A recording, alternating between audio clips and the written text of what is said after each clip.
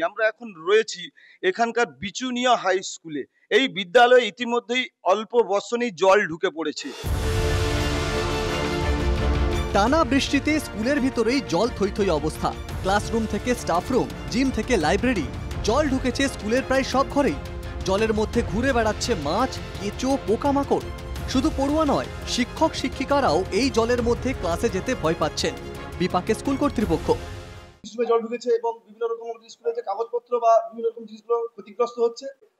মানে ছেলেরা যে এই জলে ভিজে অসুস্থ হচ্ছে, এই সময় একটা অন্যরকম ফিভার হচ্ছে, তার জন্য ছেলেরা মানে অসুবিধায় পড়বে।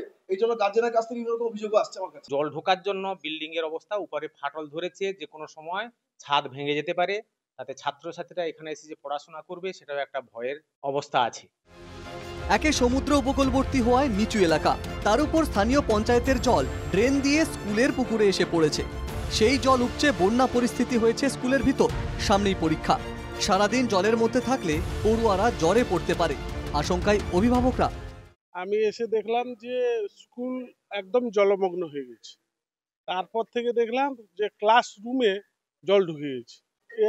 শুক্রবার থেকে পরীক্ষা আছে এবং ছেলেগুলো কিভাবে পরীক্ষা দিতে আসবে সেগুলো ভাবছি। স্কুলে জল টল ঢুকে যাচ্ছে, আমরা কি করে পরীক্ষা দিব। আর আমাদের ক্লাসের অনেক লোককে জ্বর হয়ে গেছে। এই জল যন্ত্রণা কবে শেষ হবে সেদিকে তাকিয়ে রয়েছেন সকলে। কাঁথি থেকে শান্তনু বেরা, NKTV বাংলা।